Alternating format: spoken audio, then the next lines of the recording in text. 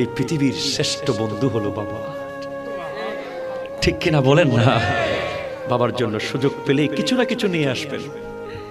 আমি ফেসবুকে একটা ভিডিও দেখেছি, এক ছেলে তার বাবাকে আইফোন 13 গিফট করেছে।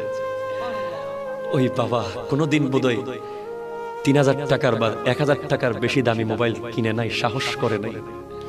টাকা থাকার পরেও, কারণ বাবারা যখন একটা দামি মোবাইল কিনতে যায় তখন হিসাব করে, আচ্ছা আমি যদি এখানে 1 লাখ টাকা খরচ করে ফেলি তাহলে আমার মেয়ের পরীক্ষার মেডিকেলের টাকাটা দিতে পারবো না, আমার ছেলের ব্যবসার ওদিকে টাকাটা দিতে পারবো না, আমার সংসারের এই বাজারটা বোধহয় হবে না, থাক থাক আমার লাগবে না, আমার লাগবে না, আমার লাগবে না।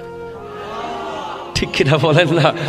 কোনো মতে কাপড়টা ছিঁড়ে গেলে আবার তালি দিয়ে পরে, জুতাগুলো ছিঁড়ে গেলে আবার সেলাই করে পরে। যেদিন বাবা হবেন সেদিন বুঝবেন ভাই, বাবা বড় একা, বাবারা বড় একা, বাবারা বড় একা। আল্লাহর ওয়াস্তে বাবাকে মহব্বত করার দরকার আছে না? আছে না? নাই কথা বলেন না ভাই।